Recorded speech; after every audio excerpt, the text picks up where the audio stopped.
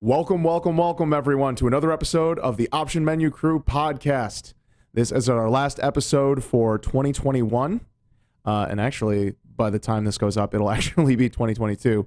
So that's pretty fun. But this is episode 40. This is our Game of the Year episode, and today we've got a very nice number of crew members here. I am your typical crew member, Ryan. I've also got Ed with us today. How you doing, Ed? Good. I'm always here. And joining us for this special episode, we got two more returning crew members. First up is Mark. Mark, tell them how you're doing. End of year, game of the year. Let's go. I'm doing great. How's everybody else doing? Doing excellent. Thanks for being here, Mark. And last but certainly not least, we have Mike on his own mic. Mike, how you doing today? Happy holidays. I'm doing great. How's everyone else doing?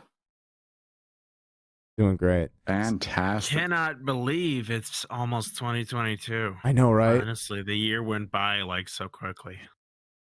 So well, I think our listeners are going to be hearing this in 2022 if my math numbers are correct. Yep, the way this Well, is going. I don't do math anymore. I'm an adult. I don't do math anymore. Yeah, so it's I'm technically done with school. Yeah, I guess this is not the last episode of 20. It is both the last episode because we're recording 2 weeks before this episode will go live, and we are publishing it the first day of. So this is kind of in a weird paradox of an episode. But either way, first episode of 2022 and the last episode of 2021 in terms of recording. So that's all funky. Time travel is what it is. But yeah, so on today's episode, we're going to talk about the games we've played.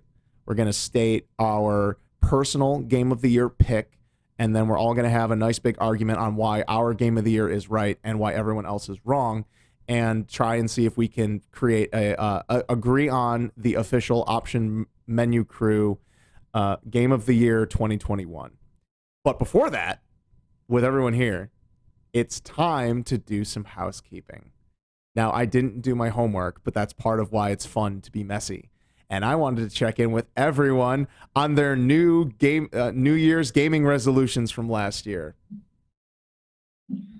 So I remember what mine is because it was an ongoing conversation, which mine was to not buy more than 9 controllers.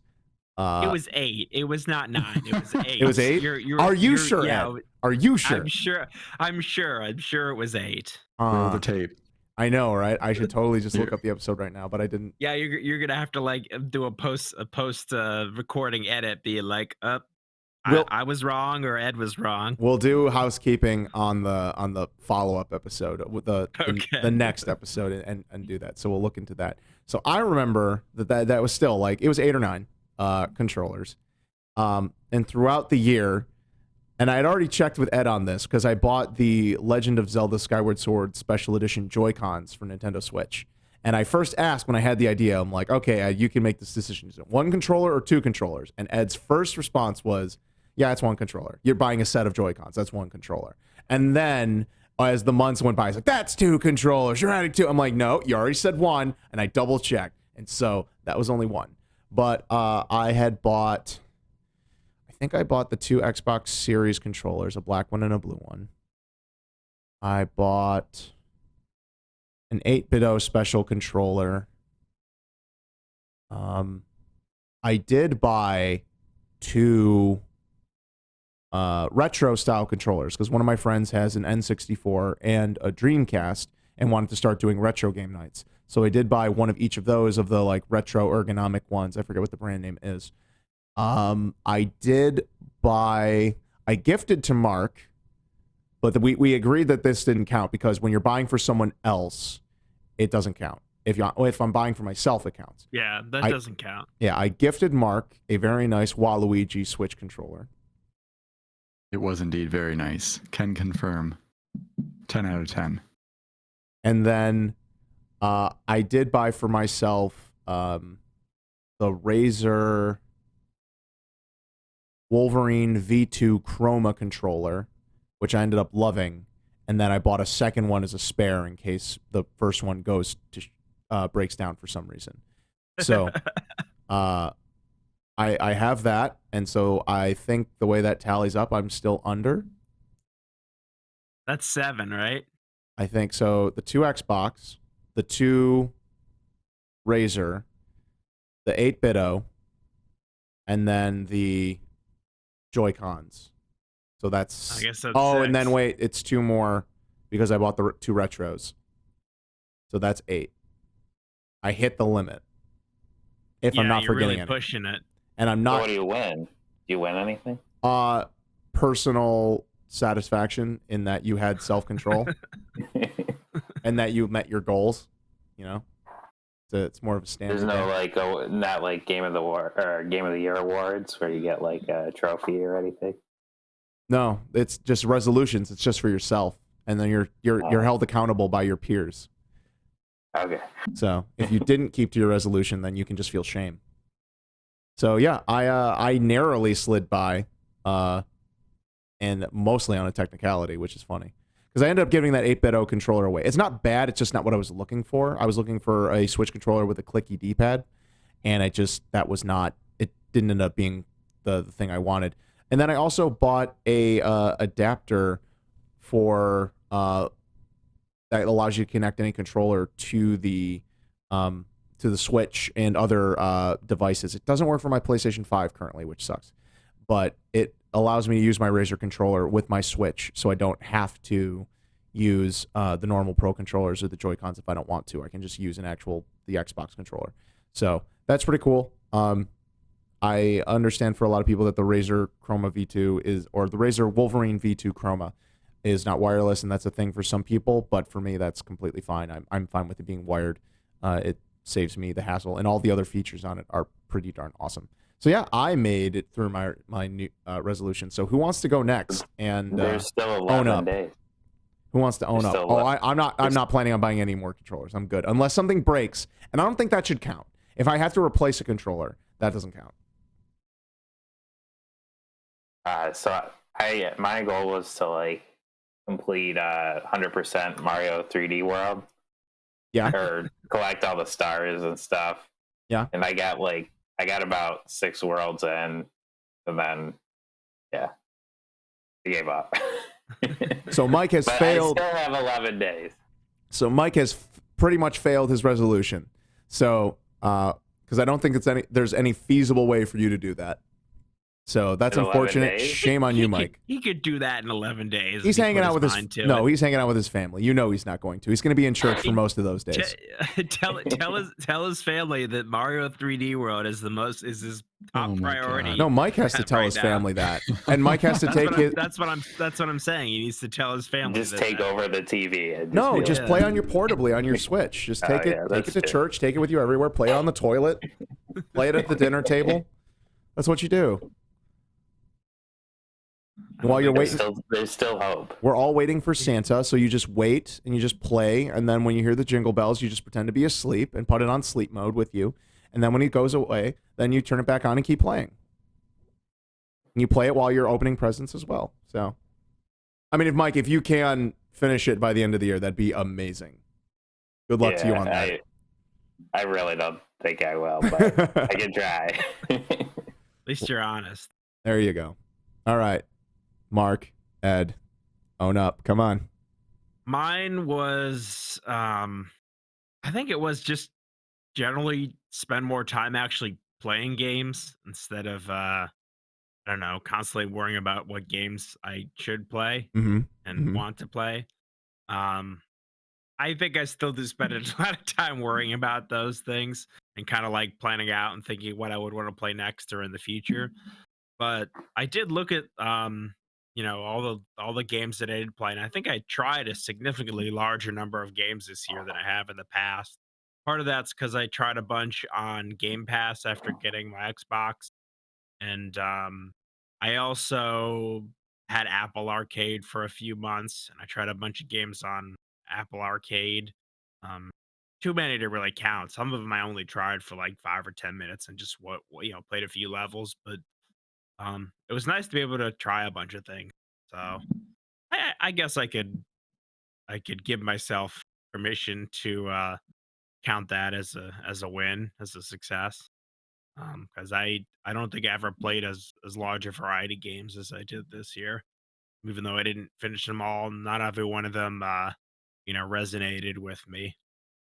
Yeah, no, even just playing them, you don't have to finish them. And you did beat quite a few games this year, at least more than usual.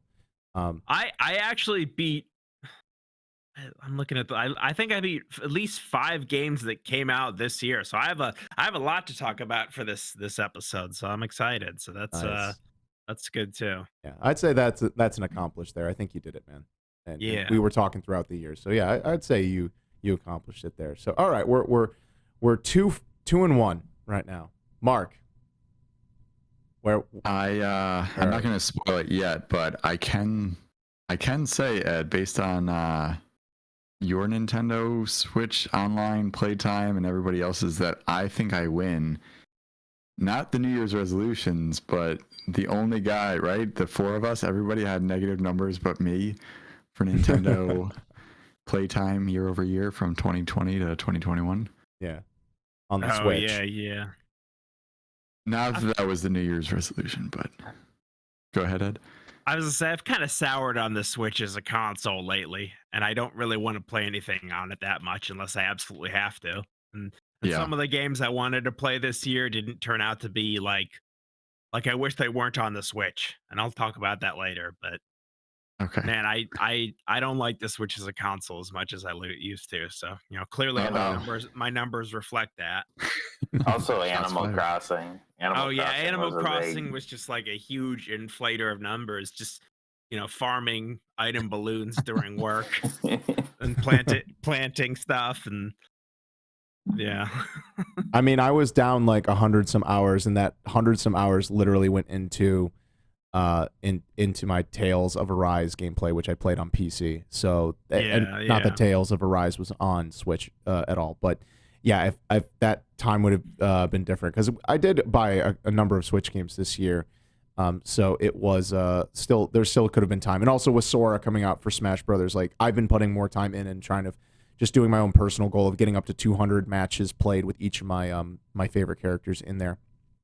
So I've been working on that just to spend time, but I've been playing a bunch of other stuff. So yeah. Mark, what was your Yeah. actual? I don't remember what yours was. I remembered Mike's and I remembered Ryan's, but not yours. So I think definitely need to check the tape. I think I found the episode, but I don't want to sneak it into this episode without prior consent. But I want to say it was beating Paper Mario. Yes, And I remember that. That was it. Yeah. I definitely failed that miserably. I don't even think I hit the halfway point. I gave it the old college try too. I started off strong. Went then 3 or 4 months without playing a minute, and then played a crap ton. And then at that point, I was like, I'm done with this game. You didn't like it? It's just the whole rinse repeat. I don't know. The battle system really just got to me big time. It just wasn't fun.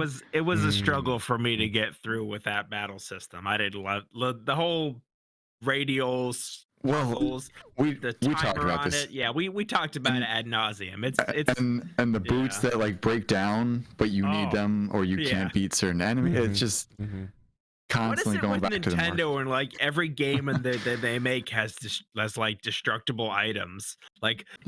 Animal Crossing keep breaking your shovel, hitting rocks. It just why do they think it's fun that they love Minecraft. Breath of the Wild. Yeah, Breath of the Wild is the worst of that. Your sword breaks in 5 hits. But They saw Minecraft and their mind erupted. I think they think it encourages creativity, because if you can't rely on stuff to be there all the time, then you have to keep working on it. Or being more cynical, it's a clever way. I don't even know if I want to use the word clever, but I'm going to use it anyways.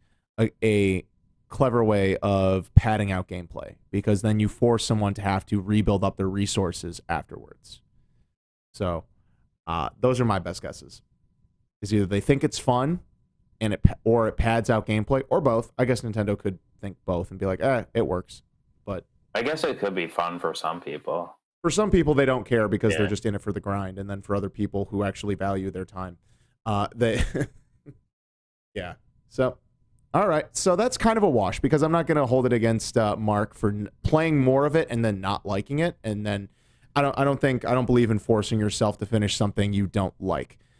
So if you genuinely got further in and then we're just like, actually, I don't want to keep playing this, then that's fine. That's kind of a wash. So I'd say your resolution has been nullified by the official court of the menu crew of options. But you're gonna hold it against me. Oh, because you don't. Yeah, you Plain liked your favoritism. game. You just chose not to keep playing it. You didn't say you stopped liking Mario. You said you You're just being stopped playing. forced. Well, You're being forced to 100% play in the completion. bathroom. Like, Should I be in the back of my mind as we're finishing this podcast? Should I be thinking of another resolution? Am I gonna have to come up with another assignment for next year? at the end of this episode, after we have settled on our GOTY, we are revisiting this conversation. But Oh, for no, now, man. we're gonna get into it, folks. So, who would like to go first? I was already saying, I since Mark and Mike have not been here in a while, I'd really like to have one of them go first because to spice things up a little bit and see here. So, oh, Mark, you trying to deflect to someone else? So I guess Mike, unless you have I'll go. Mike, Yeah, if I'll you're go. ready, then please. Yeah. Tell us about the games you've played this year and what game is your game of the year. Hang on, I'm going to start the clock just to make it a little simple. We're trying to structure this just a little bit. So Okay. I'm going to get the stopwatch ready. And all right, we're giving each other 7 minutes so that way we can talk about it, and then we'll get to an argument point once we've stated all our individual GOTY picks. All right, Okay. Mike, go. So this year I played significantly less games, I think, than I did last year. Just like, busy with life stuff. And so some of the games I played were, a lot of the games I played were multiplayer focused, and probably played them a lot with you guys. So, with the DLC, I played a lot of the Super Smash. Played a lot of that. But you I never got Crash Bandicoot though. Oh yeah, that was disappointing. Yeah, let's But not it try was to. so fun to try all the new characters and stuff.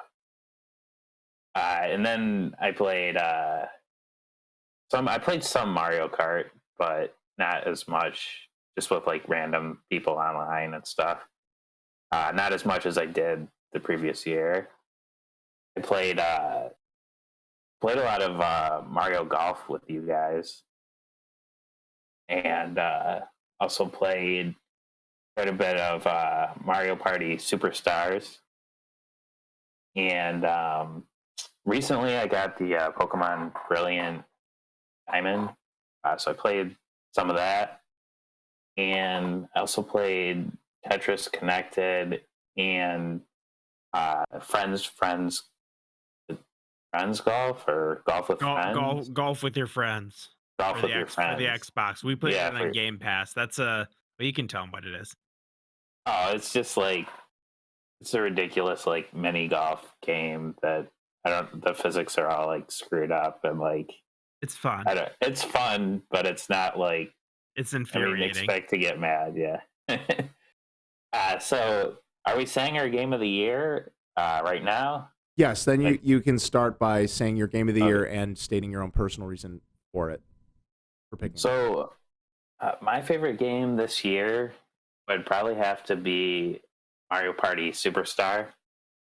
I just I really liked how it like kind of revisited the old Mario Party, like as far as certain elements and stuff. Like the 5 boards were all previous from previous iterations, and they were like expanded just visually and stuff.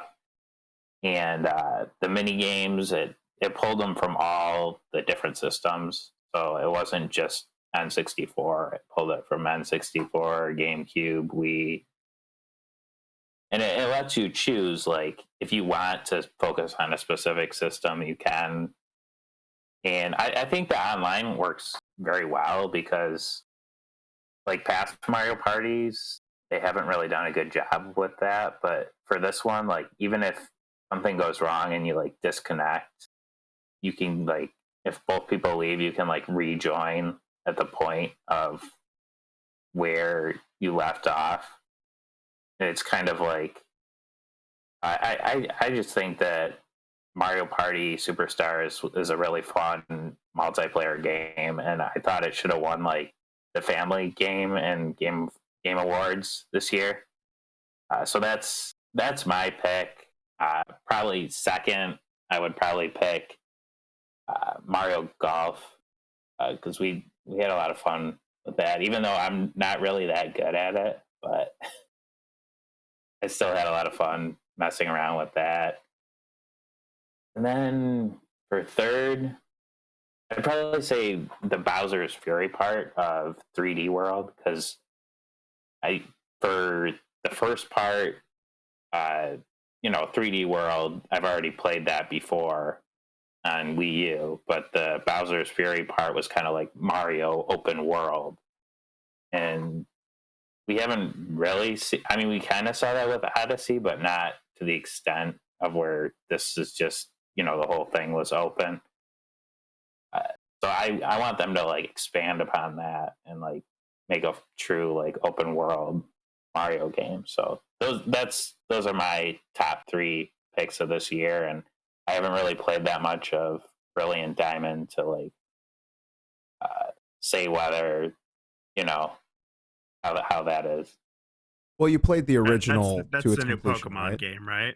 Yeah, I played the original Diamond and the original Platinum games. Okay, so I mean, it being a remake, that I'd say Yeah. it's fair for you to say, like, so far has it lived up? Like, do you enjoy the enhancements or whatnot? Because you can make a decision. It's been but I think- faithful. I'd say it's a faithful remake, and some of the enhancements like HMs and stuff like that, just being able to use those without attaching them to your Pokemon and stuff, have been really useful. So. Can you still teach the Pokemon them the HM moves as well, but you can just use the HM separately also? Yeah, you can. You can Oh, still, great. Okay. and you can still call upon them to do that. Okay, cool. Yeah.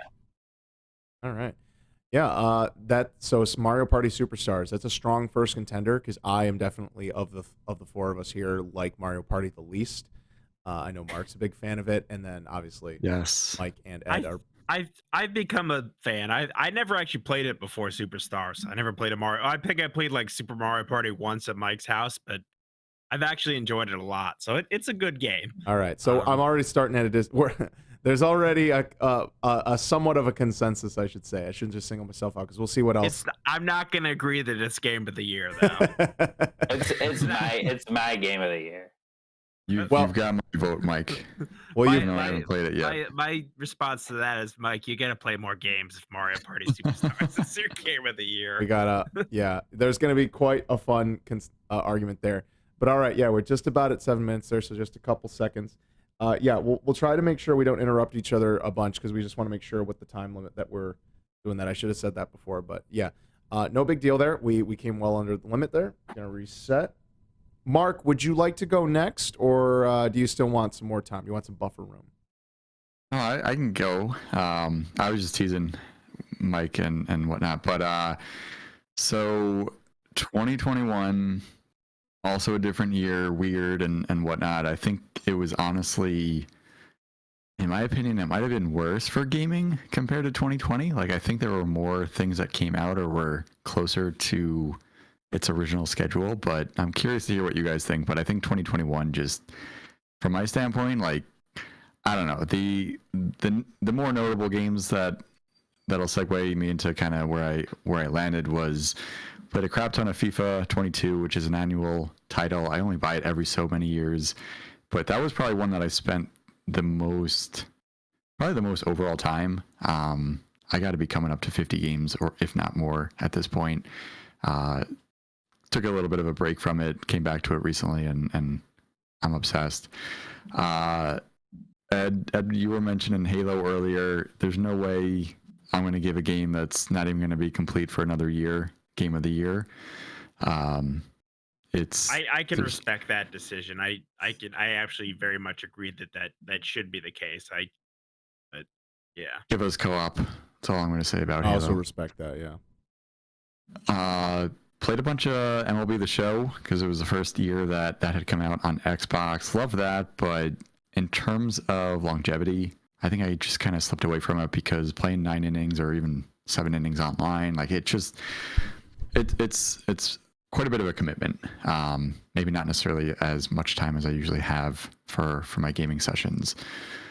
Played some Back 4 Blood more recently, Chivalry 2. Those two were also a ton of fun, but pretty similar to things. I mean, Chivalry 2 is literally a remake, and then Back 4 Blood is the Left 4 Dead team, kind of their own iteration.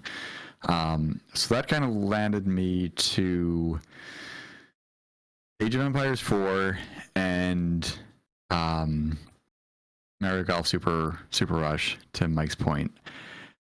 Honestly, depending on the day you ask me, I'd probably go back and forth. I wound up saying that Super Rush, Mario Golf Super Rush was my runner-up, more so because it is, more of a remake. It's not the first title. I mean, then again, here we are going into 4, so it's Age of Empires 1, 2, 3, 4. But I don't know. It was a ton of fun playing online, especially with 2021 and us not really being able to hang out too much in person, at least in the first half of the year. But really where my bread and butter, where my love for gaming this year was really centered around Age of Empires 4. It reminded me so much of the first 2 games from back in the 90s. That were so much fun that I spent hours and hours as a kid building up to get to trebuchets, building up walls, taking down other civilizations. So being able to play all of that online with a modern sort of feel, it kept to its roots. It had, in 2021, what feels like such a rare, surprisingly very well received positive launch. There really weren't any issues and anything too crazy right off the get-go. I think it scored very well in terms of reviews. I meant to check Metacritic earlier, but I wouldn't be surprised if it's got to be probably over an 80. I'd probably peg it around like an 85, 88, somewhere around there. There's definitely areas for improvement, but have spent a lot of time playing the campaign, and then also playing multiplayer with some friends. It's fun because you can spend about 30 minutes, building up an empire and going into to battle, or some of my friends are definitely more into turtling with the RTS and building, and 3 or 4 hours later having this massive army, which is always fun. It's just it sometimes can be tough to build up to that. So yeah, Age of Empires 4, that's kind of where I landed with my game of the year for 2021. What is turtling? Turtling, good question. It is basically when you hang back, build walls, just hang out in your own little area, and it's a very defensive approach. Okay. Whereas, I don't even know what the opposite, but, a more aggressive attack would be whenever you've got an army, just keep, trying to eliminate the enemy that way. So just different strategies or techniques. Can you play it on your own time, or will your city get destroyed if you're not there? So it's not I don't even know. It's not like a Clash of Clans type of game, but it's all real-time strategy. So like you have to be dedicated and actively be, telling all of your units to do different things in real time right then and there. I think I had something come up a couple weeks ago and had to step away, and it was like, I could get wiped in that 10 or 15 minutes that I stepped away from my computer, but yeah, it's pretty fun. Sometimes I find it to be a little bit overwhelming because it's all about micromanaging, your villagers to select different, gold, wood, and food, all the different resources, and then while you're also trying to, micromanage your army with different types of units. So definitely a ton of fun. I know you've got Game Pass, but it's right now only available on PC. I don't know. I think that is something that might come into Xbox possibly in the future, but I think PC is definitely a great platform with the whole mouse and keyboard. I'm sorry, you Nice. mentioned villagers. So when did Animal Crossing come to Xbox? You manage an island and you mass an army, and then you take over other islands. Is that what I was hearing? Correct. Ah, great. I Yeah, think so- the army is like Animal Crossing 3.0 DLC when you're able to like amass your army of animals. that's when you I didn't think invade other people's islands. That's the But- $80 Nice. tier of Ordering. Nintendo Online, right? The $80 tier of Nintendo Yeah. Online is has that Animal Crossing DLC on it. Yeah. Is Tom Nook there? Is he in Age of Empires? That's General Tom Nook to you. He's just the bank that supplies every side of the war. He doesn't care. He's amoral. You're right. You're right. That is what his When- role is. When did Animal Crossing introduce murdering? It always had it. Sometimes villagers disappear and you don't know why. Yeah, the president turtle guy. I think they have like a memorial or something for him in the new game, or I don't know. He's the only one they Yeah. acknowledge has passed away. All the other ones, it's mysterious circumstances. MIA, if you will. So Age of Empires 5, is that what you said, Mark? 4. Excuse me. 4. Age Yes, of Empires close. 4. All right. Versus Mario Party Superstars. Quite the lineup we got going here. All right. Then Can you even compare those?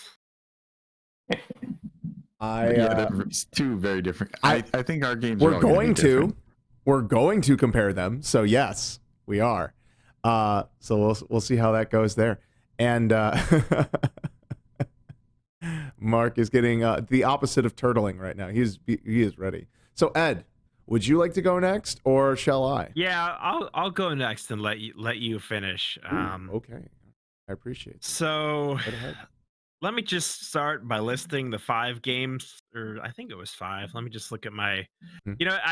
I'm such a nerd. I've made like a spreadsheet of all the games that I've played and whether whether I finished them or whether I just gave up or I'm still playing them. So I love spreadsheets. So that's kind of what I've done to keep track of my games this year. We're all super big But- nerds here. We literally created a podcast to talk about video games. So the games this year that came out in 2021 that I actually finished were Metroid Dread, Neo: The World Ends with You, Near Replicant version 1.2, whatever. I didn't even put the number in my spreadsheet. That's how ridiculous it is. Psychonauts 2 and Ratchet and Clank Rift Apart. I also did play Super Mario 3D World, but I didn't finish that, same as Mike. But I didn't commit to it, so I don't feel bad about it. But of the games that I did finish, for me, it's really a very close race between Metroid Dread and Ratchet and Clank Rift Apart.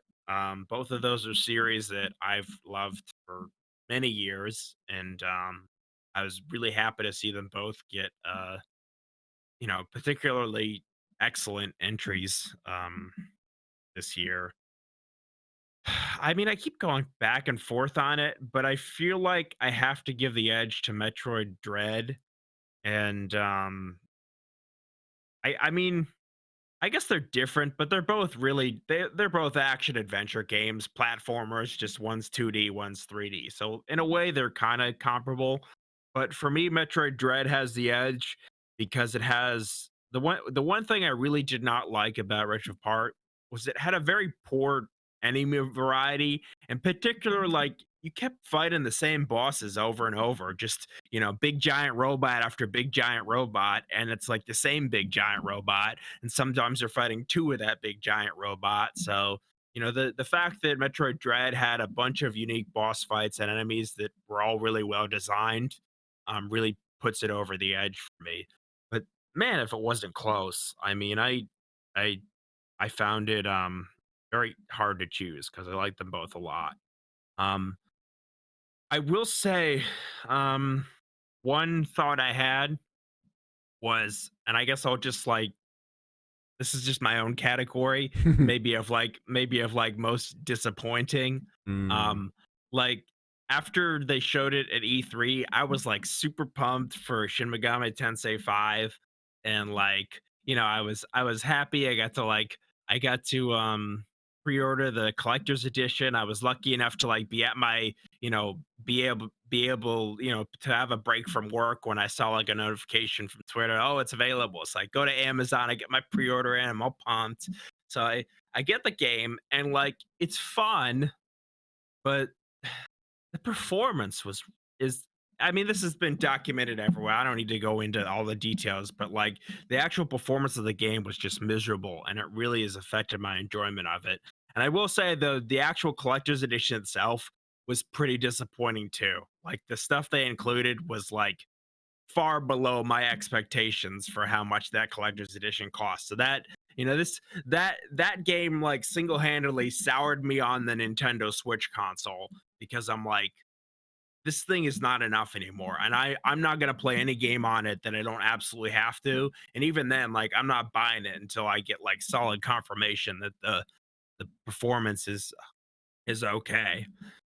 And collector's editions too. It soured me on collector's editions because it was bad and it felt like a cash grab and they included the cheapest junk that they could. So I guess like I didn't really have like I was pretty sure about Metroid Dread being my game of the year. That I'm gonna use like I'm using the last few minutes of my time to like really rant about Shin Megami Tensei 5. And I think I've already ranted about that in the last episode, but I feel so strongly about it that I need Mike and Mark to also know.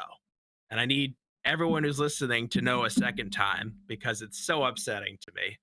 But back to the positive, the optimistic part of this award is Metroid Dread because it was a very special surprise to get it announced at E3. Like, no warning. It was just, hey, we got this new Metroid game. Yes, it's Metroid 5. Yes, it's even Metroid Dread, the game that you knew about, 15 years ago that never came out, and it's coming out in October. Have fun. And it was great. So I'm like, I don't, Mark, you said it wasn't a good year for you for games. You didn't really think it was a strong year, but all the games I played, like, I played Psychonauts 2, Ratchet and Clank, Near the World's End of the U, Metroid. Those were all like sequels or follow-ups in series that I really like. So for me, it was like an awesome year. Like I was really pleased to get um, you know, entries to series that I've long awaited. And so it has been an exciting year for me. Even with that big disappointment, I'm pretty happy with what I was able to play this year. I think part that- of the. Oh, go ahead.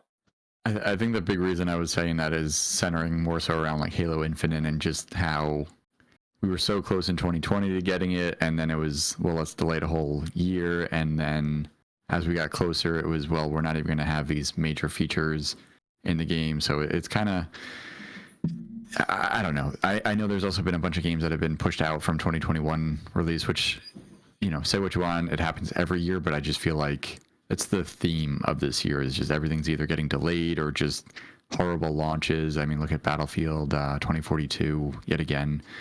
But yeah, I could go on and on. Yeah, and oh, sorry, go ahead, Mike. I was just gonna say, for me, like, I think part of the problem was that I didn't get the new systems. I don't have the Xbox One Series X or the PlayStation 5, so it's like maybe if I had those, maybe I would be more excited to play some of the new games that came out this year versus just having the old systems, I guess. You gotta join us in the future, Mike.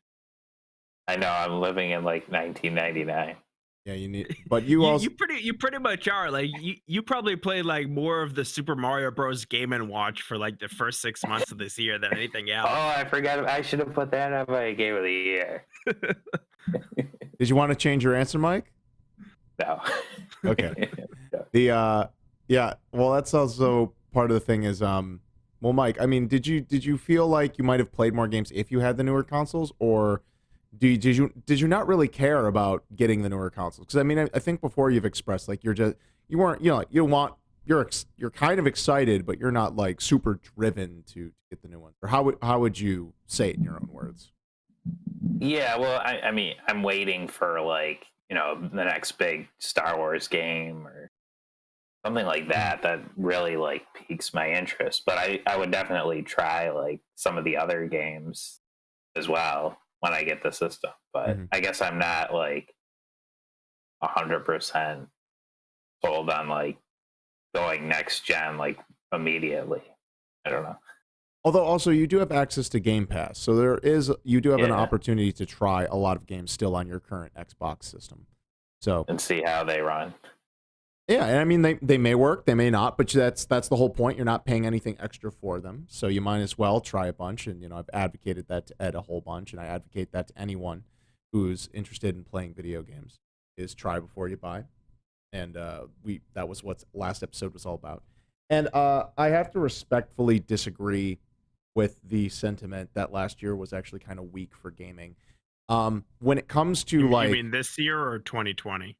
Sorry, 2021 specifically as a weak year in gaming, because I'm about to go off on my list here of all the things that I've played and whatnot. And when I look back, I'm like, it really is just a personal perspective. Like, there's been major disappointments. Like, Ed, you've said Shin Megami Tensei 5 let you down a whole bunch. I will mention it again. I won't mention. No, you're fine. Again, you're fine. Unless you don't have to go into detail. We understand. I've been the same, and obviously once we have a chance to talk about Final Fantasy VII Remake, I'm gonna go off. But then also, you got Metroid Dread and Ratchet and Clank sequel, which you both really enjoyed, and Psychonauts 2, and Neo: The World Ends with You, and whatever the other game that I can't remember now. Yeah, and then for Mark, I know that's why I make a list. I remember, Halo Infinite, kind of a disappointing situation, but at the same time, the multiplayer is in a good place in terms of the core. Like, it's a fun core, right? You agree with that? Kind of like fun of the core. It's the whole battle pass thing that just sucks. Right, but like the weapons and like the maps so far, and like those initial the gunplay itself is like, if that sucked, you wouldn't even care about the battle pass. That would just make it worse. Yeah, multiplayer, it's fun. I mean, it's tough because Halo multiplayer has never been the thing that drives me the most. It's usually the co-op campaign. And then I just found out the other day that you can't even like go back to play individual chapters in campaign. So like that was kind of like the last nail in the coffin. I'm just not even going to play the campaign until co-op comes out. Yeah. I don't know, sometime late next year, I think. I mean, a lot of open world games don't have chapter select in them. So that's not unusual. But it's unusual for Halo. Like, that's always been a thing that you can, speed run. You can pick specific maps.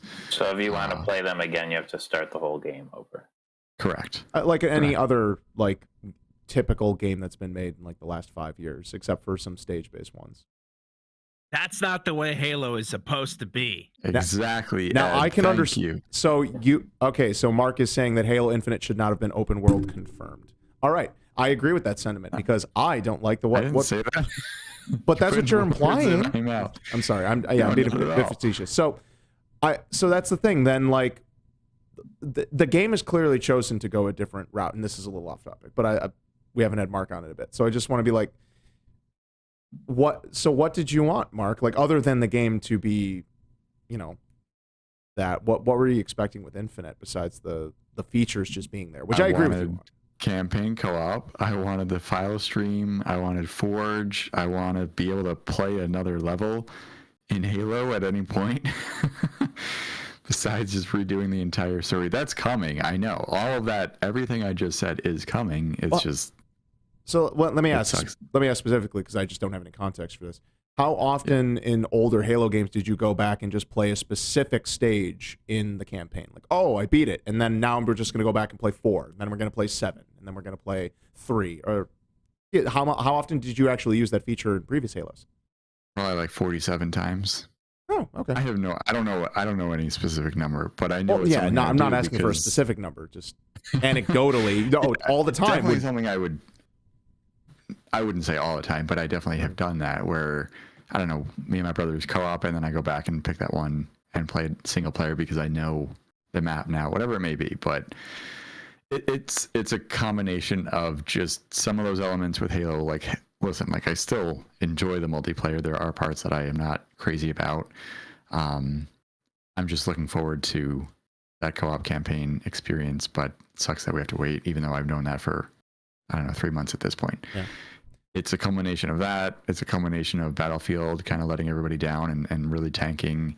Not that I'm a Call of Duty fan, but I think Halo, Battlefield, and Call of Duty are generally your 3 biggest IPs, and they all launch within a month. And Halo had relatively positive remarks, but Call of Duty and Battlefield, from what I gathered, were both very, very negative. So I don't know. That's where I'm coming from when I say 2021 is kind of like a bit of a disappointing gaming year. There's a lot more microtransactions, which everybody just can't stand. Yeah. So many studios are being bought up by these huge conglomerates, which, you know, forecasting years out, I think is going to breathe bad news for sort of the industry. So I don't want to end on a sour note, though. Oh, we're definitely not done. So don't worry. I'm about to bring it back up, because ultimately, I hope that everyone finds it within themselves to be able to broaden their horizons and find new games that they like that aren't pieces of trash. So to start with, I'm going to talk about I have 3 lists here, and I'm going to be very brief because I've talked about probably a number of these over a bunch of the episodes. And also, I just want to get to this and then get to my GOTY and my runner-up. So I watched 2 games. I didn't actually play them. I wanted to, but then for reasons. First was Near Reincarnation, Part 1 or Chapter 1, whatever you want to call it, because it ended up being a mobile game, and the mobile gameplay was actually trash. And so it's basically just watch the YouTube video. You get the same exact experience without any of the BS. So fine there, whatever. Maybe the story will be great at the end, but it's pretty much just gotcha game trash. Then 12 Minutes, which overall, that is a game I probably would have enjoyed playing, period. But because of the way the story ended up being, I'm kind of glad. And some of the puzzle difficulty, I'm glad I didn't actually put the time into doing that, because I would have been let down by the end of it. But I do hope to see more games like that. I really like it when you can kind of replay things in a very tight time span and then like experiment with variables, and the game reacts to you in unique ways. And that's going to come up in my GOTY discussion as well. So now the games that I've played, and this includes a bunch of things. So this is a huge list. So I'm pretty much just going to name them. I played the Knockout City beta. I liked it. But we didn't buy it because we're not into it yet. I played the Medium on Game Pass. I did not like it. I played Phantasy Star Online 2 New Genesis Chapter 1. I liked it for the most part, not enough content. But that's a game of service. Mario Golf Super Rush, ended up liking that a lot more, and it's kind of like the same thing as Mario Party. We enjoy how much pain it causes us.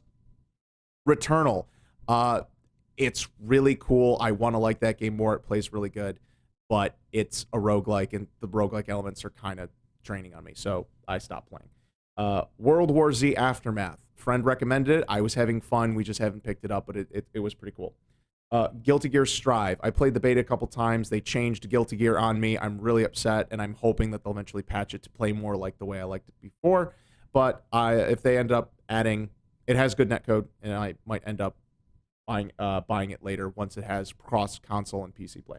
Splitgate, that's a fun multiplayer game if you were waiting for Halo and want something different than Halo. Gears 5, thanks, Mark. It was fun. I was hoping we'd play more. We didn't. Grand Blue Fantasy Versus, finally was on sale on Steam. Bought it. It's pretty decent, but it's kind of a slow fighter. Saints Row the Third, once again, co-opted with a friend for a little bit. It was okay. Virtua Fighter 5 Ultimate Showdown. It doesn't have rollback netcode, and it was free, and that's all I have to say. The Avengers game, Wakanda expansion, didn't actually beat that. Thought I was going to co-op it with a friend. Didn't happen. Got to go back and finish that. The Final Fantasy Origin, or Strangers of Paradise Final Fantasy Origin Beta 1. I missed out on Beta 2. I think the game is good. It needs its tweaking. I hope the final game is good. I'm probably going to rent it before I buy it. Ratchet & Clank Reboot. Just started playing it. It's off to a decent start. It's weird it doesn't have a run button, or it just never told me it does. I'm going to finish that and beat that. Scarlet Nexus demo. That was pretty fun. I plan on beating it. It was gifted to me. Thanks again, Mark. But I ended up being gifted another game first, so I prioritized that. Halo Infinite multiplayer. It's actually pretty fun. The grappling hook's the best thing. It should be a staple. It should just be part of the default moveset. Get on it 343. And also stop with the microtransactions. Forza Horizon 5. Thought we'd play more of it. Not really into it. Not going to really miss it. Neo, The World Ends With You demo, which is actually the first 2 hours of the main game. Save progress carries over. And I would I plan on beating it at some point. Maybe by the time it's on Steam, I'll actually get around to it.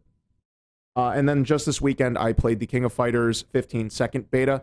It's King of Fighters. It's pretty good. They're fixing up they got rollback netcode. They're getting better at it. I'll revisit it at some point. And I'm definitely gonna buy the full game. DNF Duel, finally got to play it. It's actually really fun. Looking forward to playing more of that. That's definitely a must buy for me. Now for the games I've beaten in no particular order. Solar Ash, liked it a lot, very fun. Kena, Bridge of Spirits, liked it a lot, pretty fun. Bright Memory Infinite, that was a lot shorter than I expected. It's a technical showpiece. Pretty cool. I hope there's a bigger game based on that first person like action combat someday. Resident Evil 4 VR for Oculus Quest 2. That was pretty cool. Resident Evil 4 is still good, and it's even better with all the tweaks to it. Can't wait for the official remake. The Pathless, also fun. Kind of the same things like Solar Ash. It's really good. I'd play it. I recommend it. Infamous First Light. That was the DLC, or I should say it was the standalone expansion to Infamous Second Son. Actually pretty fun. Pretty neat. Glad it was updated for PS5 to run at 60. 13 Sentinels, Aegis Rim. Ed, I will never forgive you for wasting all that time. It was a good story. Not a waste at all. You loved it. Cyberpunk 2077, still a good story. Overall, it's pretty good. Buggy Mess, I played on PC. It's if you like sci-fi and dystopian future stuff and open world games, I can't really dissuade you otherwise from just buyer beware. Tormented Souls, it's a Resident Evil Silent Hill kind of throwback. Actually pretty good for what it is. It's got its own level of jank, but I'd recommend it for survival horror fans to check out. Mass Effect Trilogy Legendary Edition. I had played the original trilogy, but I missed out on some DLC, plus I was excited for all the tweaks. I played through all the games back to back, caught up on a bunch of new content. I was super happy to revisit that universe and get to see all the content that I missed from the original releases. That was totally worth it. Nier Replicant V1.2. I'm glad I played it so I never have to play it again. That is the best story told the worst way. Celeste, older game. Played through it on Game Pass, then bought a copy on Steam. That was really fun. It's a really good platformer, really cute, heartwarming story, art style, really tight gameplay. If you like challenging platformers, definitely play it. Resident Evil 8 Village. I forgot I played that this year. I put my time in. It was pretty fun. It's got its issues. I think I talked about them before, and I'll probably get into it in a different episode once me and Paul have a chance to sit down and really hash it out. But it's okay. Once again, it's kind of just it's taking Resident Evil more away from its survival horror routes towards a more action thing, and I just feel like they don't split the difference correctly. Metroid Dread, super fun. Really enjoyed that. Really enjoyed the quality of life. I just hope they patch the controls because I thought that some of their choices were really made the game more difficult than it had to be. Because that also, it was possible to get lost in a few spots. That just if you're not paying attention, it's really tough. Or they hid some stuff. Yikes. But ultimately good and runs pretty well on Switch. I recommend it. And then here were my top 2 games. This is my runner-up, and I thought it was going to be my game of the year. I didn't think there was any way it could be beat. Was Tales of Arise. I played it on PC. I spent over 100 hours with this game. The action combat was pretty fun. The more skills I learned, it was great. The characters, I just fell in love with all of them. I loved every minute of it. And I beat the campaign, and there's still a bunch of post-campaign stuff that is apparently I've been told is really good and worth playing. So I've kept it installed, and I'm going to revisit it, but I had to get some other stuff out of the way before I did that. And my biggest surprise of the year, honestly, I can't sing the praises enough, and I recommend it to anyone who has a PlayStation, an Xbox, or a PC. You should play Marvel's Guardians of the Galaxy. That game ended up being everything I liked about Tales of Arise in a much more compact package. And just if you like characters that are lovable, heartwarming stories, really relatable stuff, plus good action gameplay, a little bit of platforming and puzzle solving, but just like a very straightforward plot. Kind of like the closest thing I could recommend it is either Uncharted or even Ratchet and Clank. Just kind of straightforward, tons of comedy. Those characters are just always talking, which you can like. The soundtrack's amazing. They've got the original soundtrack they created, but they've also got tons of like, I think it's like 80s music that's sprinkled throughout, used to really good effect. And I can't say enough good stuff about that in terms of like, it's also sci-fi. It's one of like the best sci-fi games. It offers like a really fresh view. You go to different areas, a very good amount of enemy variety. I felt like the game was like the perfect length. There was even some spaceship battles I got to play in, which reminded me of when I was playing Halo 4's campaign, and they had like the 2 or 3 dogfight segments where I was like, yes, more of this, please. And mixed in with like on the ground action combat, third person. And it just makes me go like, once again, Microsoft, Red versus Blue is still really popular. Make a Halo spinoff that's just a third-person action game in the Halo universe. Come on, free money. Let's do it. So you already made Halo Wars, and nobody likes that game. So come on, let's do something with a real genre that people like. All right, so my pick is Guardians of the Galaxy, and I think I'm over my 7 minutes, but that's where I'm vying for, and we can now have open discussion.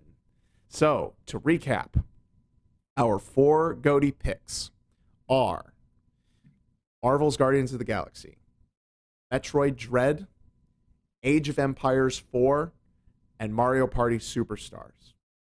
So, who would like to start arguing first? My vote's with Superstars.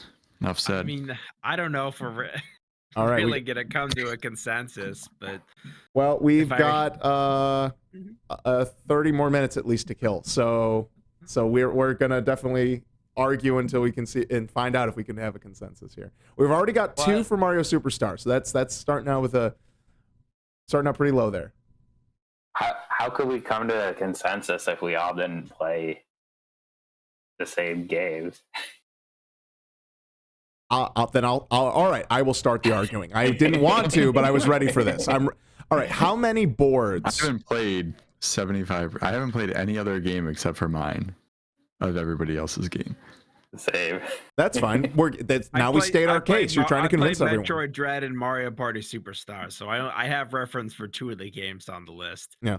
And like Mario Party Superstars doesn't even come close to Dread. It's like half a game with the amount of boards they include. It's pathetic. It's fun, but like the content they include is 5 pathetic. boards, right? Yeah, it needs at least 3 more boards. We even got through all the boards. We only got through 4 of the 5. I played Horrorland with one of my friends. And you Well, I'm just saying, like, there's a lot of content. Did you play all the mini games? How many times we've seen like the same mini games already a million times. I want to make. Yeah, but let me make a point here, Mike. You got tired of the number of tracks that are in Mario Kart 8 Deluxe, and they are officially at least 4 times more tracks in Mario Kart 8 Deluxe than there are boards in that game. So, I guarantee if you played it more, you'd probably get bored of just the 5 boards. Unless you have, what's your opinion on that? It's a longer type game. Like I don't know. Like I've already 2 of the boards in Mario Party. I don't want to play again. Like I don't want to play. I don't even remember what the first board was. It was so boring, and I don't like Peach's birthday cake. So really, there's only 3 boards in there I would want to play again. That's Spaceland, Woody Woods, and Horrorland. So 2 out of the 5 boards, I'm like, I played them. I got my fill. I don't want to play them again. So it was so boring. You never want to go back to that. No, I want to play Horrorland and Spaceland and Woody Woods again.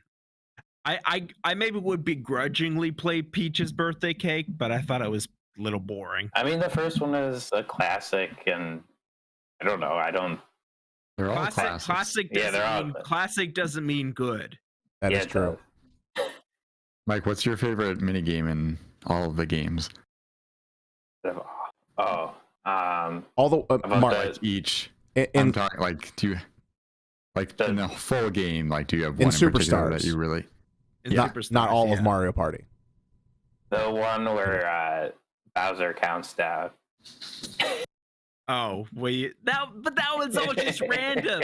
See, this is Mike. He just likes things to be random. He doesn't want any sense to the world. He just wants to see the world burn.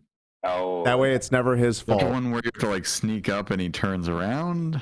no, That's you the, press that's it. the, You press that's the the chain button. chomp. You press a button. If Bowser doesn't like it, then you're finished. Yeah, that's the one where there's 5 plungers, and like you have to pick a plunger, and if you pick the wrong one, Bowser will explode and you're out. But it's all random. Well, that's mostly what freaking Mario Party is in the first place. No, there's plenty of games that can't- are skill based. I can't wait to play that though when we all have it. 2022, it's gonna happen. Yeah, Mark, I actually acquired the copy before you did, and you're the big Mario Party fan. It's number 1 on my Christmas list. Nice. So by the Yeah. time everyone's hearing this, I probably have already played a couple rounds at least. I wanted him to play with us online, so I bought him a copy of Mario Party Superstar. So once you get yours, we're gonna get online, and we're gonna Let's get our do money's it. worth. We're gonna get our money's worth Hell out yeah. of Now, that game. now, once again, picking holes in arguments here, I'm trying to sort this down, is that Mario Party is far from the best. Mario Party Superstars specifically is far from the best. So let me ask this question too, since we're talking about the boards. It may be one of the best Mario Party. It's the best multiplayer game out of all the games. Whoa. Anyways, Mark, 5 boards. Does that sound like the right amount to you? No, Or they need to add more. Yeah. They need to add more stuff. what's the golden number for you? It's a compilation of some of the best games. Like, add them all. Why couldn't they do 10 that? boards, You know one what I for mean? each of the past Mario parties? That would be epic. Yes. What are we up to? Like 11 So, or 12? I think? Super Mario Party was the 11th Mario Party game. Okay. I think, not counting So- Mario Party DS. I don't remember if they know So then, if Mario But Party this DS one counts they as- chose like the best of the. Yeah, there was a couple of Mario Party. They chose the DS best games. mini games from Mario Part 1 through That's- Mario Part 10. So they should have 10 boards, even if it's not one from each game, but it probably Agreed. should be. Now it doesn't have 5. It doesn't have all 10 boards now, or even multiple. So I don't think it's fair to say, considering what we were discussing before, to say like, oh, with the promise of like free updates, like Mario Golf there Super was Rush. no promise. There's no promise. But there There's was no- promise. Yeah, or It was the- right. But I'm saying that because Nintendo has, like with Mario Golf Super Rush, like they've done additional content, but there was no promise for that. But we've already got what, 4 new characters and 4 new courses plus 1 new mode. Golf was promised post launch. Was it? Okay. Yeah, it was advertised that they were going to add more content later on. And all that's been for free, and the same thing with Mario Tennis. So right now, Superstars is behind. However, Superstars does have the advantage of launching with online play, which took Super Mario Party, 18 months before they finally did it? So I remember long. Mike and Ed mentioning to me that the online was a little bit weird in the multiplayer for the board games. The mini games. Excuse me, the mini games. Has that opinion changed, or is it? We had like what's the I think performance we like? had like one or two instances of lag, but I've been playing wired and I haven't had any issues. Like it's been pretty good, I thought. Yeah, overall, I would say it's pretty good. I mean, I guess there was a few in the beginning. There was a few issues that we had, but ever since then, I think it's been pretty smooth. Okay. Finally. Okay. You guys never followed up with me again on whether or not that was there. So I Yeah. wanted to ask. So the multiplayer is online actually. Wait. So let me ask this, because we all know infamously how Mario Kart worked and Mario Golf is with its online system. How easy is it to bring people into the game? Do you invite and the game restarts, or how does the getting into the online matches? Does the game restart? I think we tried the invite once and we haven't done it since. You can do the invite even if the person hasn't launched the game. But if you're in the game, I think it would probably do the same thing as Mario Golf to like restart you. I think, but I don't know for sure. I don't know. That's weird. Does the But I will give credit to it. We dropped a game And like Mike said, you're actually able to like resume a game that you dropped. It keeps your space. So if only one of us drops out because of connection issues, it will actually continue the game with an AI, and then you can rejoin and take the place of the AI character. So Mhm. like the actual net code for like handling drop connections is pretty good. Because it connects right away. It asks you if you want to do online or if you want to do single player, and then you can join up. Like it starts off with like connecting like into a server or something like that. I don't know how. I don't know the technical. Okay. You know, Now you guys have technical. played private matches, so we don't know what it's like if you can Can you publicly matchmake? Can you just join a random game Yeah. online? Okay. Yeah. Yeah, and if you leave, then like Ed said, it will just be replaced by an AI, so Right. nobody can really get mad. Great. And I mean that game is all sorts of RNGesus, so there's no reason to. A player is just the same as an AI, anyways. At the end of the day, Well, some of the AI they make dumb choices. They make dumb choices. so do people. And then so for the private game, because this was kind of an issue we saw in like golf and kart, like some options are missing that just don't make sense. Does Mario Party's private lobby options, does everything kind of match up with what you'd expect? Can you customize it in the way you can offline? Yeah, it's Turn like order, you're inside. whatever. It's like you're exactly just playing like in the same room, and Okay. and everyone gets to see like yeah, what you're it's not like the choosing. Smash multiplayer where you're like so limited in your game options and Mhm.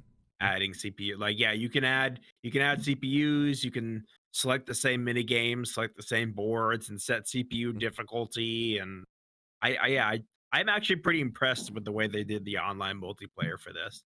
Okay, great. Okay, But Nintendo sets low expectations, so maybe I Right. shouldn't be that impressed. but in the end, it doesn't have enough content to justify its launch, even if it is going to add more later. So that you're kind of hoping that I mean, it'll get how bigger. many hours are you going to spend playing Mario Party where you say like, oh, I've played through all the boards and I'm bored of them? I don't know. That's don't know. different for everyone. So Yeah. that's the thing, though. But if you're, It's kind of like Monopoly, like from, I guess, like I mean, both Mark and Ed, as Mario Party fans, both said 5 boards is not enough, even with all the mini Monopoly, games. you only have one board and you play it over and over again. It's a Yeah, and Monopoly is a pretty boring board. No, it's not. It's the best board game. Well, we're not talking board game of the year, so we're going to table that conversation there. So, all right, moving on. Mark, Age of Empires has a single-player campaign and, of course, multiplayer modes.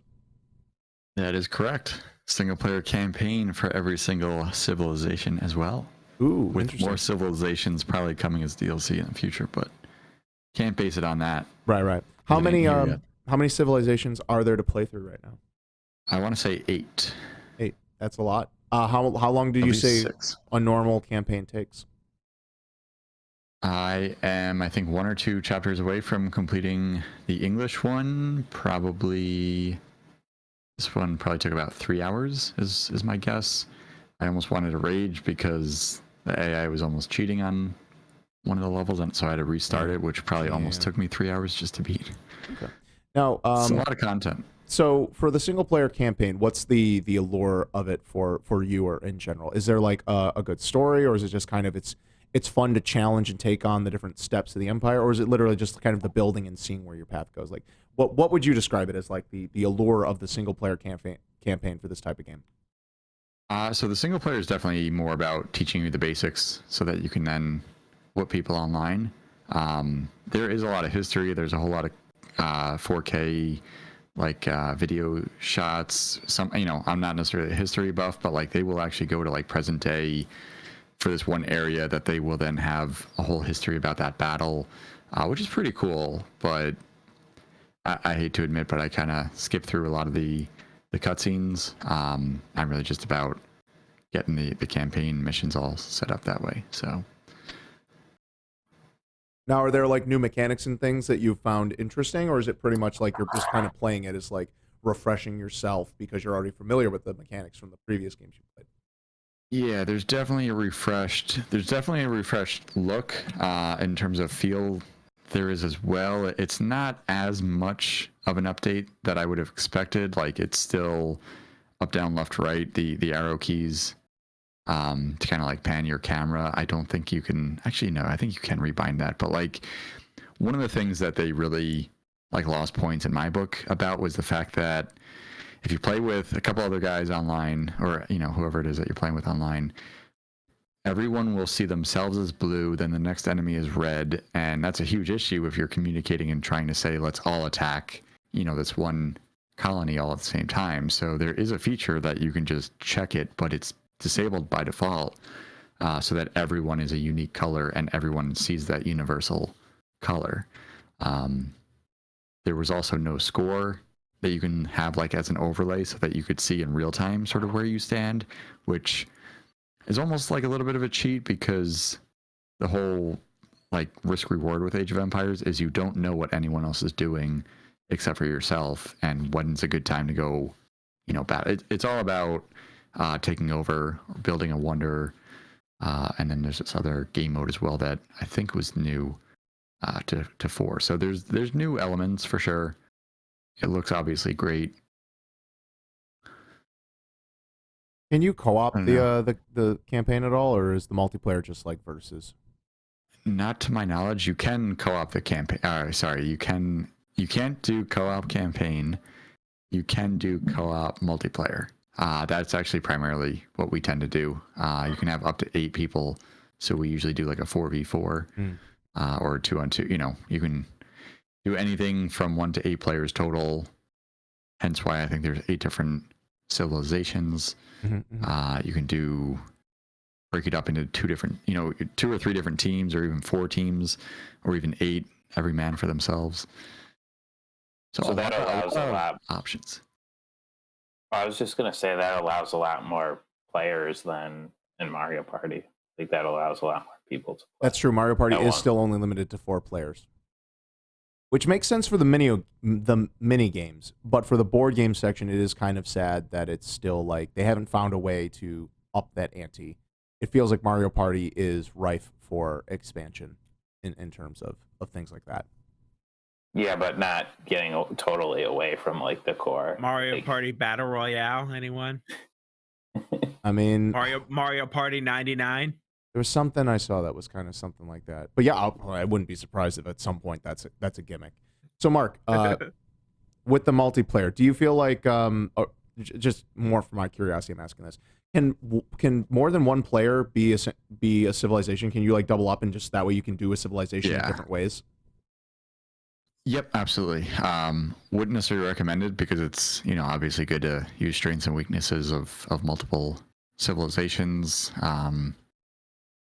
It's also not fun facing the exact same empire that you're playing as, because it's not, you can't really leverage any. It's more, I don't know, it's just not as fun in my opinion, at least. Now my reference is limited, so I didn't know with the way this is, because it's an RTS, right? Yep. Yeah. Does it have strategy? Okay. Is it really more combat focused, or is it also got some like civilization aspects to it, where like there's multiple ways to win? It's not just that, or am I misunderstanding the way Age of Empires functions? So you set that all up in the pre-game map or match settings. Yeah, you technically can have win by route, so like you just destroy all the buildings and all of the units of the other team. You can build a wonder, which takes you have to be in the last age, and in order to do that, it takes a lot of time to build up your empire to get that way, to sort of rank up or upgrade each of those times. A lot of resources, which you need those villagers to get for you, and then there's also one that's a little bit more like territory control. I don't remember that being a thing in 1 or 2. It's possible. Definitely wasn't as into the weeds with the games back then as I am now. Okay. Yeah, quick question about the classes. Is it any of the classes either based on a species of talking raccoons, or at least has a unit that is a talking raccoon? No talking raccoons. Also might be a DLC though, so keep an eye out for that in the future. Well, we're only talking launch editions or what's currently available now, but interesting. Well, Tom Nook is in Guardians of the Galaxy, right? Interesting point there. At least a relative of Tom Nook's is. Thank you for answering the question, Mark. So I wanted to ask also, have you played enough to know like how do the different factions feel balance wise? Does it feel like there's any sort of things, or have you read anything online about developing metas? Does the game feel like overall it's balanced pretty well, or is there clearly right now just kind of like if you're trying to be competitive, there's a developing meta? I haven't grinded enough to know every single empire inside and out. I've really just tried focusing on one. I've been expanding to a second one more recently because it's like the more you play as one, the more consistent you can get, and it's all about really timing. So like if you know how much time it's going to take you to be able to then hit level 2, you're going to have better units than have stronger military compared to your opponents. So I haven't grinded enough. There was also a huge patch no more than about a week ago, actually, that was definitely more balance driven. But I haven't played it enough in just the last week to find out how much has changed compared to what I used to be able to do prior to that. Okay.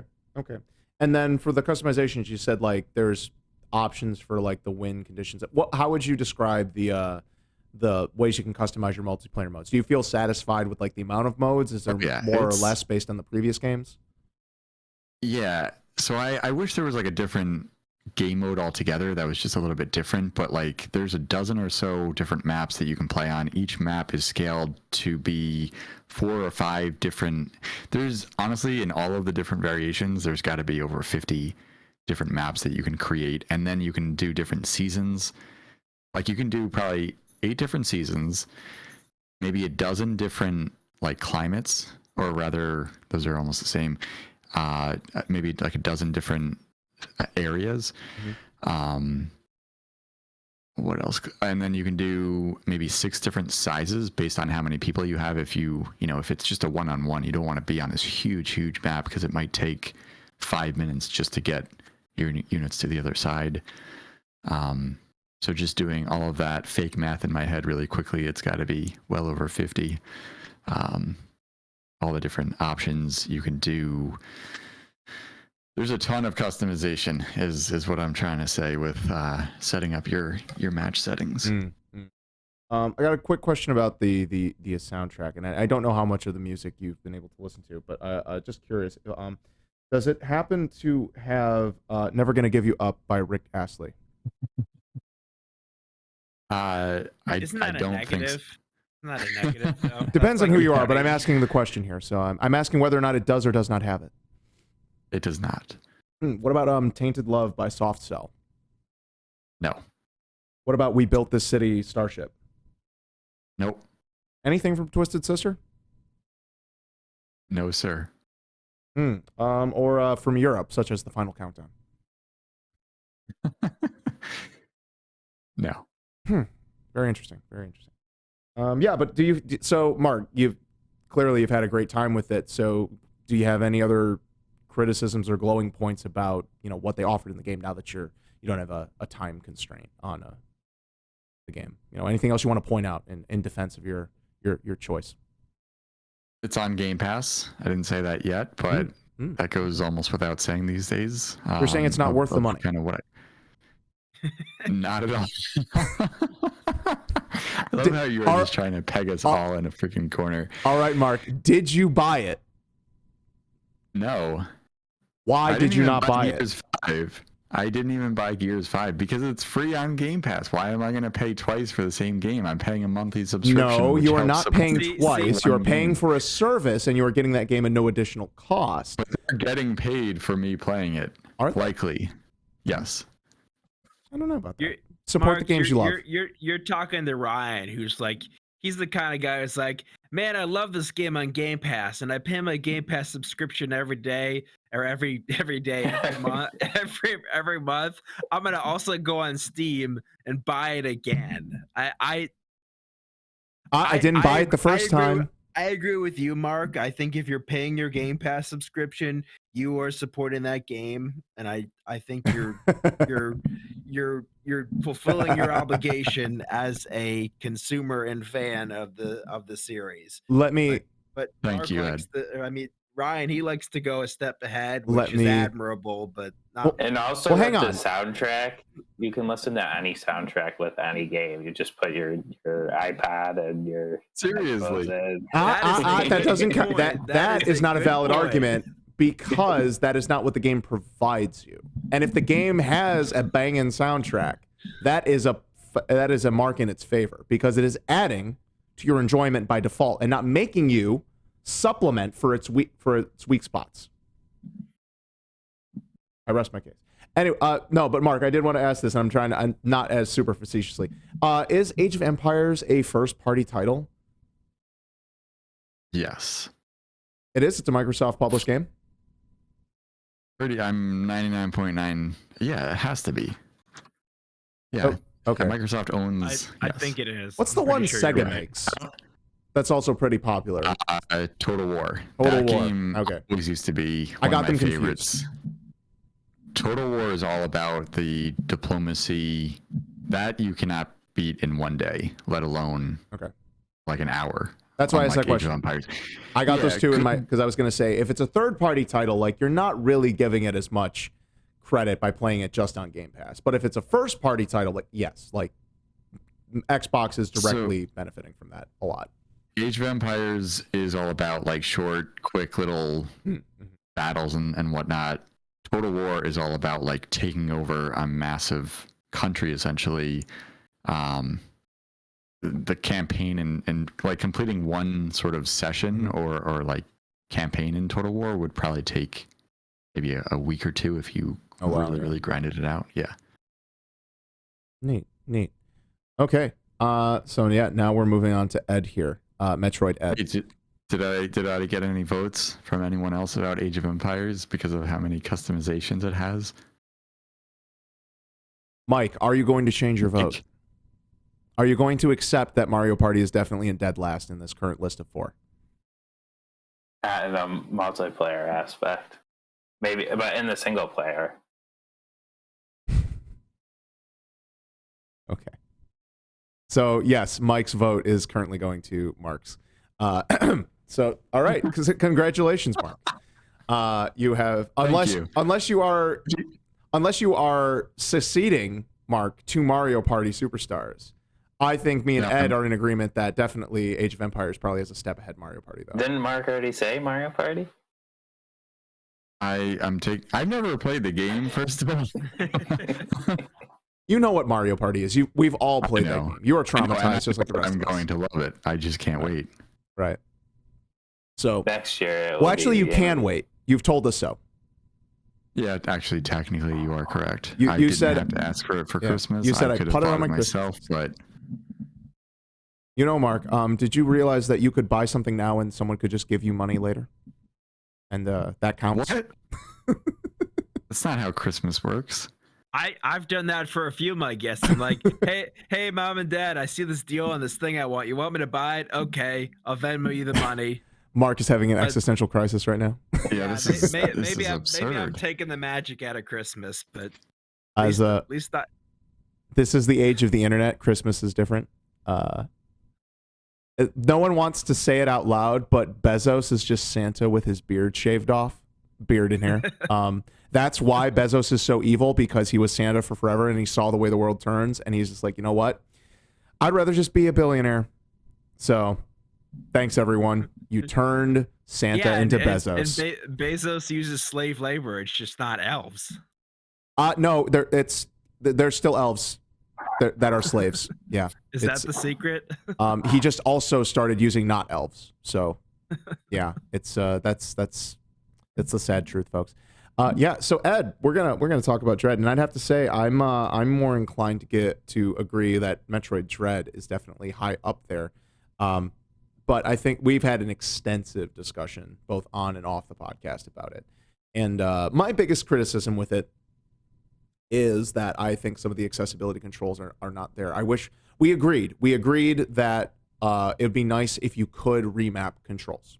You personally, Yeah, I think you should have the option to remap controls, and I think it should give you options whether or not you want to hold buttons or tap buttons, or I actually I was reading online about a few ideas that people had how Mhm. you could improve the controls, and Mhm. one of them I thought was interesting was that if you don't want to have to like yeah, I saw some people complaining about like how you have to charge the I feel how you have to charge your missiles or charge your beam to use it. Mhm. One idea they had that I thought was interesting, that an alternative method was you can hold the button for rapid fire, so you're not having to like keep tapping the button to get maximum damage, or the beam itself could automatically charge when you're not holding the button, and then you could press it to fire a charged beam. So like that's an idea. Like I wouldn't want to change the way it plays, but I think you should have the option to remap controls, and I think it should give you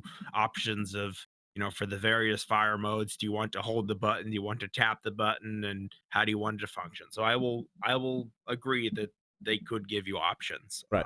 And just to be clear for both Mark and Mike's understanding, and for the audience who are listening to this episode, is that Ed personally feels that the controls are fine as they are, and I can tell from the internet consensus that most people really didn't have much issue with them, other than a few spotty things like I did, like the grapple beam, the missiles, and some, I could agree to one change is just to have the grapple beam be one button. I don't quite get why you have to hold a button and then press another button to use the grapple beam. To me, I agree. That one's a little cumbersome, but I like the way the missiles work. You don't like that, but yeah, it's just interesting, and it would just be solved by allowing to have some accessibility options.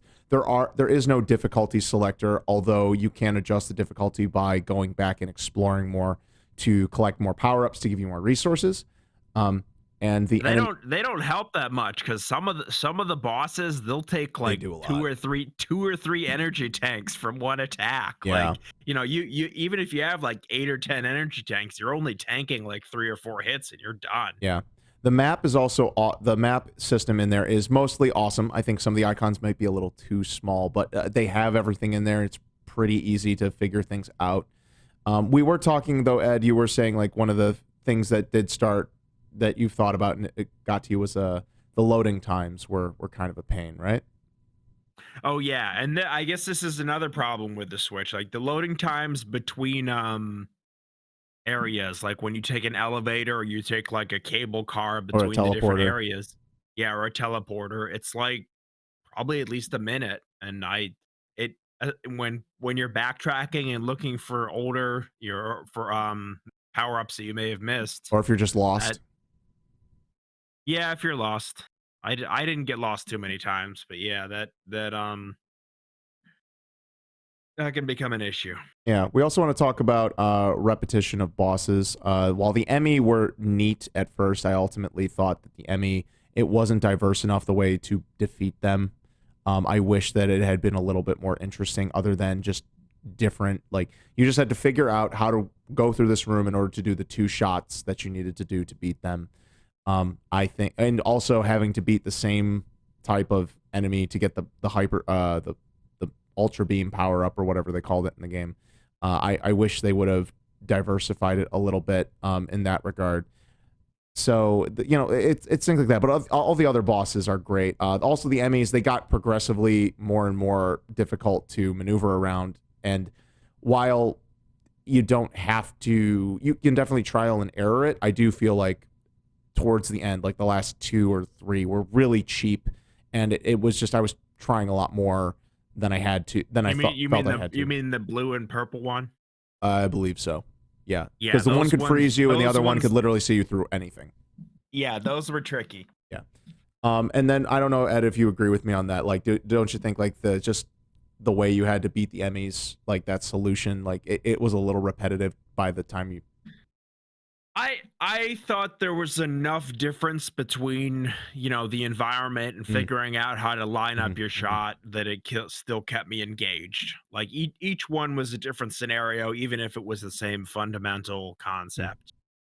Yeah, and Um, I agree with you that Metroid Dread isn't really hard to get too lost in. And from what I've heard from other people, it definitely feels like it's much more of a linear Metroid than some of the other ones. So that's cool that they refined the level design. I didn't get lost too often. Usually I could go to the map and be like, where haven't I explored yet? And I could figure things out. I only really got stuck at one specific part, which I didn't get a chance to send you a little video of where that is, Ed. But yeah, that was the one part where I feel like to know that was the spot. Because also part of it was, and while this is unfortunate, like at the very beginning, there was the one thing, the respawning missile block that can create a small soft block, but it's right at the beginning. The checkpoint's only less than 30 seconds away, so it's not that big a deal to restart, but I still think it's a weird oversight. And the other thing is there was a doorway that I would have been able to shoot and bypass and open up from the correct angle, but I had already progressed through the one spot, and so that door was still locked off. And I needed to find the new route, and that new route was behind like one small block in this weird section that required a really difficult dexterity challenge, or at least I thought it was tougher than it needed to be dexterity challenge to get through, and that was frustrating. I actually had to use a YouTube video to figure out where I was supposed to go to find it and get through there. So overall, I do think Dread was really cool, but there isn't much of a story, which Metroid is apt to do, but it had a better story than most of them. It had more story than most Metroid. Other than like Fusion, I'd say it probably had the most story. But I wouldn't want more story than it had. But that's I think they could do bigger Metroid games, and they certainly have. I think what they did was what they needed to do, is return to form. They did 2D. They gave it to the fans. It was very solid. It ran at 60 FPS for the most part, very stable overall. Only a few times did it really hitch, and that was it rarely ever hitched in a spot where I thought was like, oh, this would have affected my gameplay experience. So yeah, I think Dread is pretty good, and it's hard to say this. I felt I don't know if you could really call this a criticism. Is like, I think we both agree. It would have been nice if there was a little bit more, something else, whether that be an extra zone or some kind of like a new game plus or some sort of extra thing that would have incentivized revisiting the game, other than just cleaning up all the power-ups. And by the end of the game, you don't need all the missiles, all the E-tanks, and all the extra ammo slots. There's nothing really weird or hidden in there other than just kind of the joy of going back through or speed running it. I mean, I don't know if you agree with that. I think the length of it was actually perfect. I mean, because it there's enough to do on your first playthrough, and speed running and doing the game over and finding exploits, and that is the replayability for a lot of people. Not necessarily for me, but that's like if it's a 30 or 40 hour Metroidvania like Hollow Knight, like I think that there's a lot harder. It's harder to say that you want to replay it and try to get your time down. Like I think you don't get that level of replayability if the game is really long and extended, because it just takes that much longer to replay it. Yeah, and it's on your first playthrough, that game can take anywhere from probably 8 to 15 hours, depending on whether or not you try to get everything, depending on how well you do against the bosses and navigating the environments and the enemies. So that game can definitely be way longer, and the in-game clock lies because it doesn't count a lot of things in there to like lessen the time. The only kind of collectible that there is in there is the artwork you get based on how quickly you beat the game. I think that's about it. There might be some other aspects to it, but there's not much unlockable or extra, which is a little disappointing. And who knows if they'll put some free DLC in that, or even do an expansion later on just to keep it going and kind of give it some extra love and let people throw a little bit more money on it. I'd hope they do. I'd be interested in some DLC, not to mention just some patches. I don't know what they would do, but I mean, it would be interesting to see if they could come up with something. Yeah. So Metroid Dread's pretty good, but it doesn't have Groot. It doesn't have Star-Lord trying to figure out how to make do with his ragtag family that he's assembled from all corners of the galaxy, and trying to build a business of bounty hunters / ne'er-do-wells I guess not ne'er-do-wells, but the opposite of ne'er-do-wells, ne'er-do-goods, from all sorts of troubled pasts to an 80s soundtrack that just is great. with a little mini game where you're trying to do a motivational speech and you can flub it, and then your team kind of makes fun of you for it. Or every little time you kind of go off the beaten path to find some upgrades, your friends heckle you and wonder what the heck you're doing, or have you gone soft in the head. It's quite great. And then the sentimental moments, I don't want to go too spoilery, but being able to have some sentimental moments and really dig into the characterization of each of your teammates, learning their ins and outs, and really watching the Guardians become a team, and taking the father-daughter trope and turning it on its head, while also showing emotional growth for all these characters, dealing with love and loss and the past and letting go and building a future, and understanding that what it would be like if you could go back in time and fix things, and would you really want to, and whatnot. And on top of all that, the game has multiple difficulty settings as well as a slew of accessibility options. It is probably one of the prettiest games I've to date. Like, we're talking like on the level of detail of like, if you Did you play it on PC? I did play it on PC. So while I did get to try it with ray tracing enabled and at a higher resolution than 1080, I forgot if I set it to 4K. I think I played at 1440. But I did use some dynamic scaling. I also got to use variable refresh rate for the first time, and I would say that was the feature that impressed me the most, because it allowed me to have an extremely solid experience. But just having a great action game where I could battle alongside my teammates and eventually can call out their abilities. So you play just as Star-Lord, and eventually your teammates are just your characters.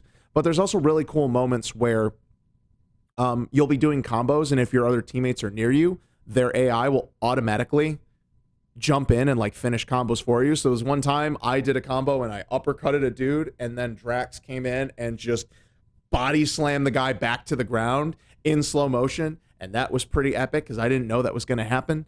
And then there's just the random times where it does the cinematic cuts where you'll deck a guy, then Gamora comes in and slashes him with the sword, then Rocket blasts him with a rocket launcher, and then you've got Groot who sticks him with vines, and then you got Drax who comes in and punches him, and Star-Lord delivers one more uppercut, and that guy is dead as F. And that's pretty awesome. Plus, as you get upgrades, there's only like 4 upgrades to your main guns on top of a slew of like some more like basic power-up stuff that you get. And the game definitely teases you with upgrades as you go. And I was really worried because a lot of action games do this, where they don't really give you enough of your kit to and give you time to play with it right away. So by the time I got my last power-up, I'm like, okay, am I like at the end of the game? And I was, but the end of the game was a longer dungeon, about, I'd say maybe 40 minutes or so. And I felt like that it gave me just enough time to really put everything to the test. All my characters had all their power-ups, I had all my tools, and I was able to really play around with the battle system and kind of enjoy it. And they even took away the little team power-up mechanic that they had and let you just force you to play with the other mechanics, and then gave it back to you in one of the most epic scenes I've ever witnessed in a video game. And it just felt great. And from the start to finish, I just was impressed overall. I was laughing throughout. There's dialogue choices you can say.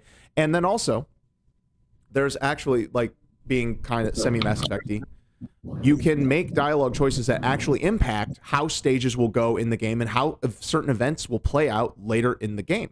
Now, there's not a ton, but there's definitely enough where a second playthrough can feel completely different than the other and can lead to not only completely unique interactions, but also just new parts of the stage that you never went before, or new sequences and having to fight different enemies and go through different hallways, which is Can you hear me? great. Yes, I can hear you. Technical issue. And yeah, I clocked in, I think, around like 25 hours with it. Also, there's a slew of costumes for you to get that are not paid for. You just find them in boxes throughout the game, and then you can equip them on your characters. Some are really funny, some are really cool. But I have to say the default looks for the characters are pretty darn awesome as is, so I didn't really feel like there was any need to switch out that much. And I think there's probably a couple I would have enjoyed, but there was over 40 costumes to start with inside the game without DLC. So that's pretty substantial.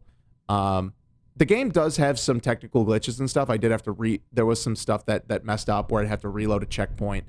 I don't think I had anything where I needed to like fully restart the game. But yeah, every once in a while there were some weird technical glitches, and some of the cuts or some of the side dialogue scenes don't use like fully. Oh, what's that sound? We good? Everyone okay? That was creepy. That was weird. Yeah, that wasn't me. I don't. Oh, all right. And there was where they're using not like fully mocapped animations for the faces, so things get a little awkward, but the dialogue makes up for it, and the way the characters interact and talk to each other, it feels very organic. It feels very relatable. The things they're going through, like we all go through as people, and or can understand. And the performances really come through, and as long as you're not playing with streamer mode on, which takes out all the licensed music, like the actual soundtrack and the use of that stuff is phenomenal. I really, if you're looking for a single player game that's just an action adventure and you really like sci-fi and you want a good healthy dose of, I guess I could say that because this can be both good or bad. If you're looking for essentially an interactive Marvel movie, this is it. This nails it. This is as good, if not better, in a different way than the Spider-Man for PS4 and Miles Morales. Like this just doesn't have it. It doesn't have any of those songs that you were talking about earlier from the soundtrack, does it? Oh, it does actually. It features all of those and many more. Yeah. Oh, interesting. But what about the multiplayer? There's no multiplayer. Now there is no multiplayer, but we're not really docking a game for being single player or multiplayer, unless we're only going to dock it based on the feature set it provides, such as with, like with Mario Kart, we're gonna trash on it if it's not letting us customize all these different options, or it's missing things we feel like it should be there, or like Mario Golf, where the invite system literally resets your game in order to work for no reason. Does it have trebuchets? I think there is a sci-fi equivalent of a trebuchet at least once. Can you convert enemies into your own enemy or into your own units if you convert them with a monk? Hang on, let me think.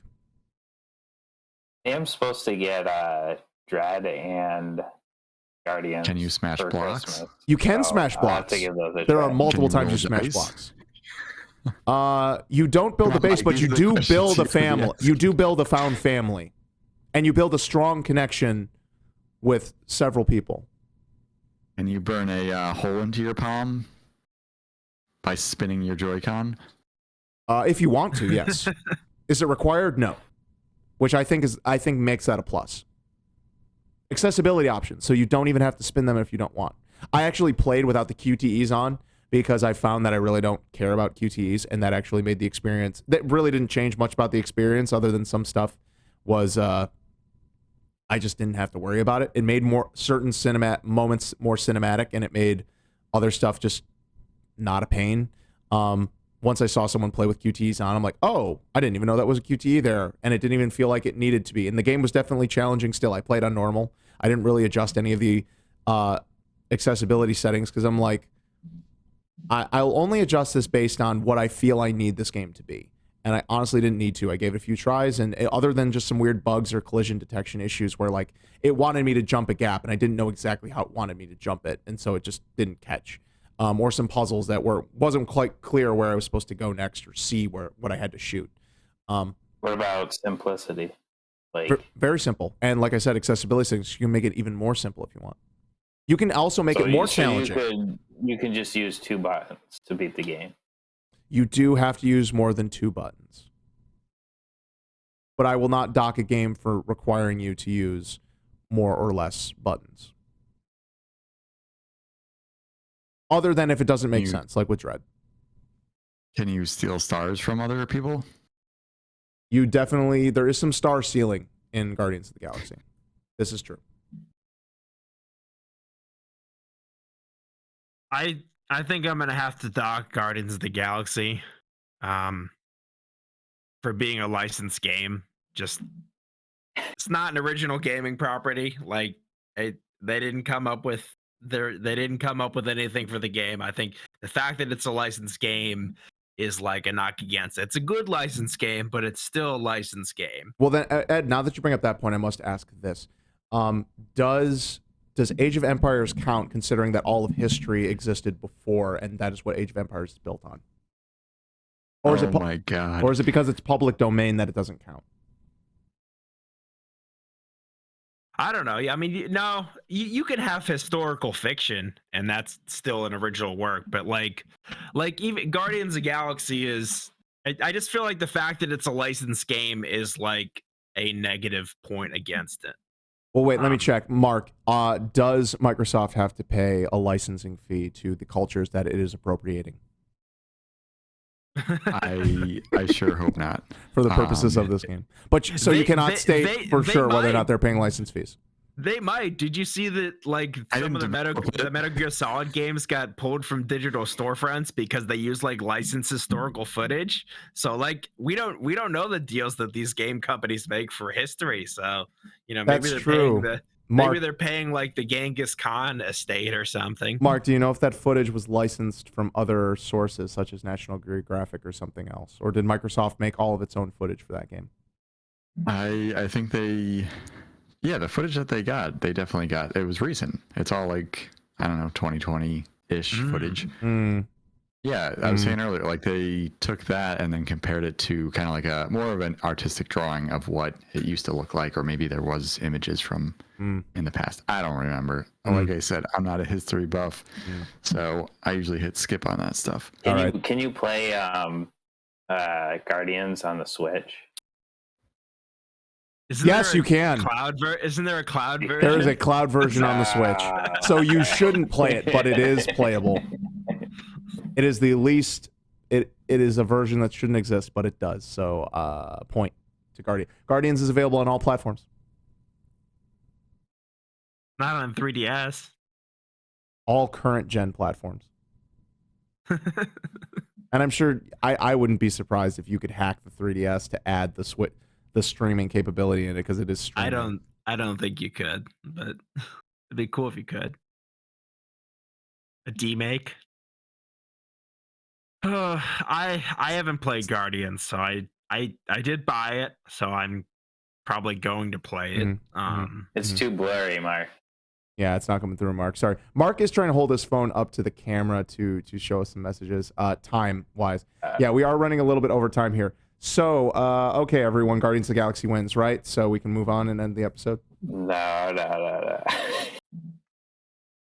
It's really hard because everyone hasn't played all these games. So, like, vote for mine and I'll vote for yours. So, for the record, I said we could all just name our own GOTYs. But then in the consensus before the episode, people were saying, oh, no, we should try and pick one. And I'm like, okay. So I am just, I'm being the benevolent dictator that I am. I'll switch my vote to Mario Party just because I don't want Guardians of the Galaxy. I don't want majority. I don't Superstars, yes. Mario Party Superstars. Game of the year. Mario Party Superstars, worst game ever. We've lost all credibility. Wow.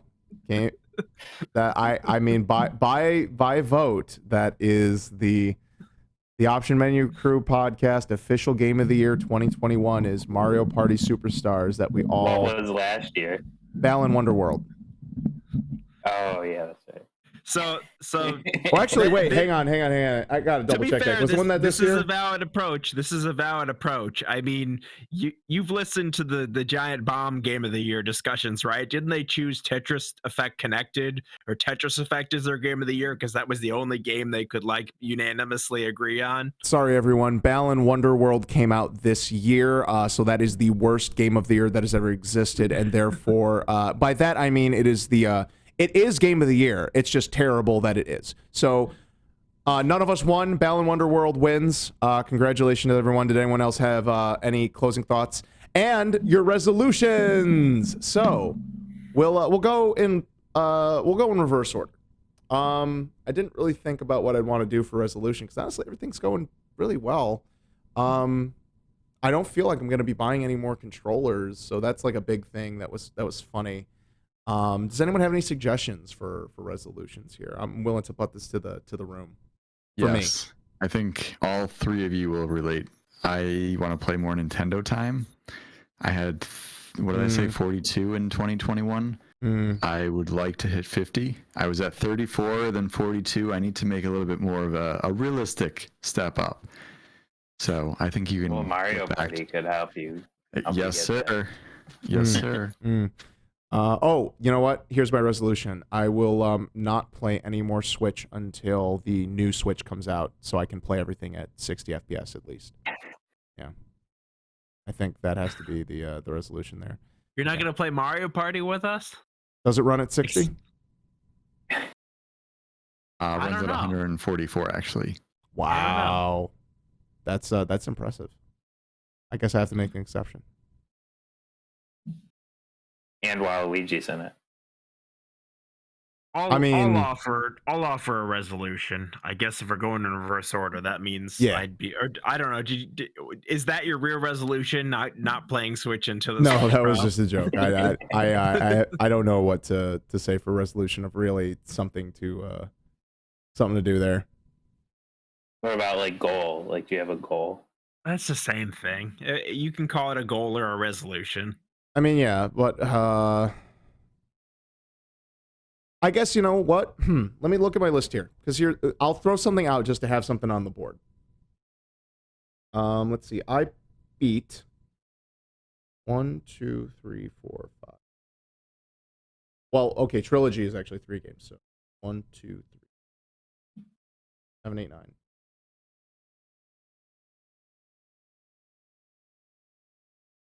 I beat 18 games this year. So let's say I'm going to aim for beating 25 games. I will beat. That's a big one. My resolution is to beat 25 games But not in like the year of our 100%. Lord, 2022. Not 100%. No, not 100%. Just clearing the campaigns. That's what I define as beating a game. So, and we'll double check if there's anything that's kind of weird. Like I doubt we're gonna be in another near situation. But I will check with the room over time if a game's like, well, it's kind of like you don't beat it. You hit the credit the first time. That's not really the end of the game. There's like more or something, or you're supposed to replay it. Like, we'll discuss it. But yeah, I'll put that out there just to have something to talk about for next year. Is 25 games. I'm gonna try and beat 25 games, which by definition is just clearing the campaign. So multiplayer games or multiplayer modes are an exception. All right. Well, I guess if we're going in reverse order, I'm next then. I'm just gonna say, and this is kind of more of a personal goal, but also related to gaming. Is just I frequently am like, I get to the end of the day and I'm just like exhausted because I didn't get enough sleep, and then it means I'm not playing a game even though I feel like I might like to. So this is, if only, you know, obviously the most important thing in life is playing video games. If only to support that goal, I have got to just be more consistent on my sleep schedule. And it's I think it's just gotten worse since I've been like working from home. You know, work is home is home. Like, it's, you know, I can blame COVID, I can blame any number of things, but just, if only in support of trying to, you know, be able to enjoy the things I enjoy, which video games are one of those things. I just need to be, I'm gonna commit to, you know, getting the rest that I need to enjoy all things that life offers me, including video games. Just commit to beating Persona 5 Royal and Final Fantasy 7 Remake Intergrade by the end of 2022, and that I'll be able to do that. All right, there you go. That's all you need to do. Oh, also, quick, I'm gonna edit my thing because I'm already playing games right now, and I don't want to like put off Ratchet and Clank into 2022 to meet that. So I want to beat 25 more games by the end of 2022. All right, cool. Mark, if you hit credits in 2022, if it gets to like January 1st, 1 a.m. and you hit the credits in Ratchet and Clank, that's a 2022 game in my book.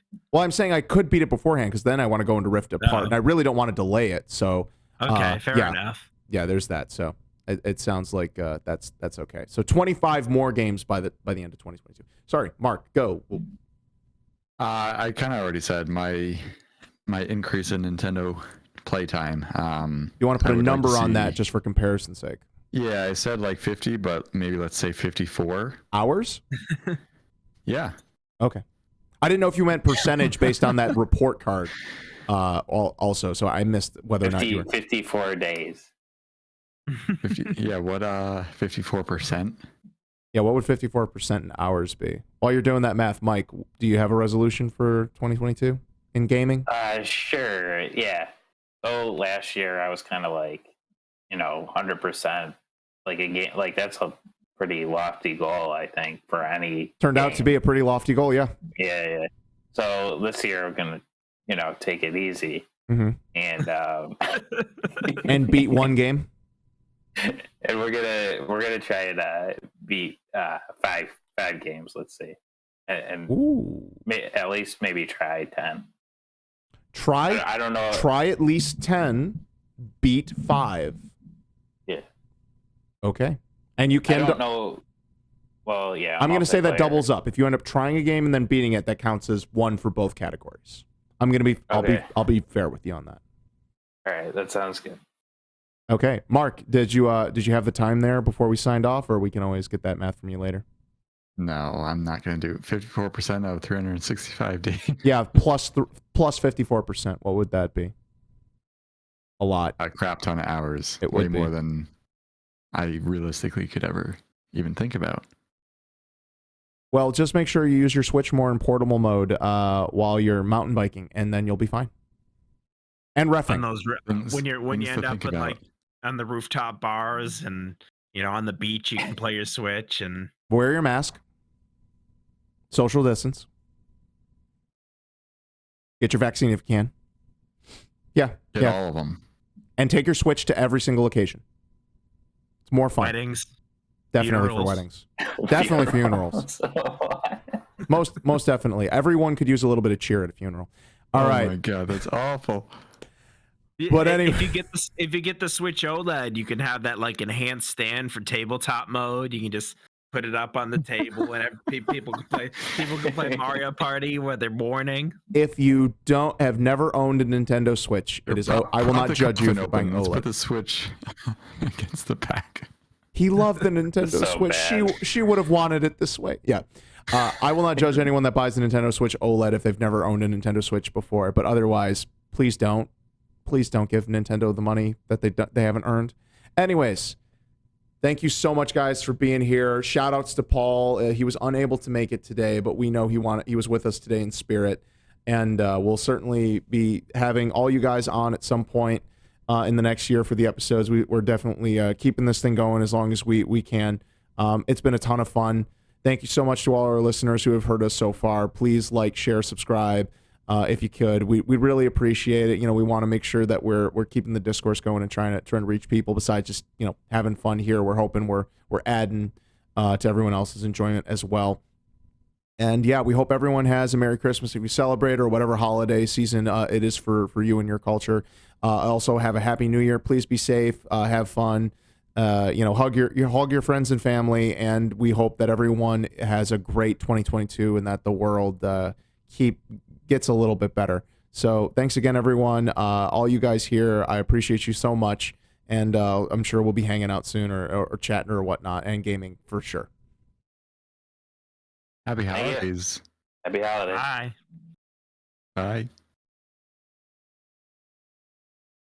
That's that.